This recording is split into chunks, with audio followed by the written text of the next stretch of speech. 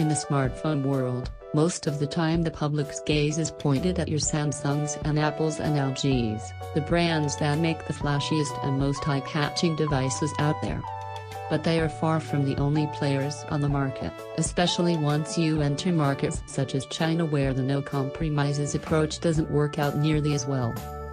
So it's no surprise that Xiaomi, one of the bigger smartphone makers in the People's Republic, would make its flagship device, the Mi 6, so seemingly pedestrian. It has already proven it can do new and weird with the Mi Mix, but now it's time to actually sell devices, so some corners inevitably have to be cut to be able to deliver good specs at a competitive price.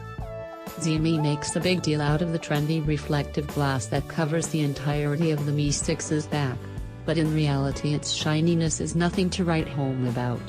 The only real decorations on the back are the dual camera module on the top left, and an Apple-esque designed by Xiaomi assembled in China, SICK, marking on the lower center. Spoiler, the Apple thing is a recurring theme throughout this review.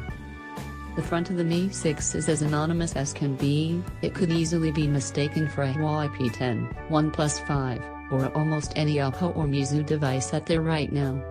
This isn't a big deal per se, but it gives the phone a very unfortunate been there, done that aesthetic which doesn't exactly mesh with its high-end specs.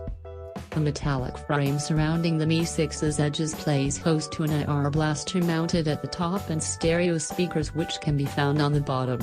Xiaomi also chose to follow the trend and remove the 3.5mm headphone jack, though it does provide an adapter inside the box.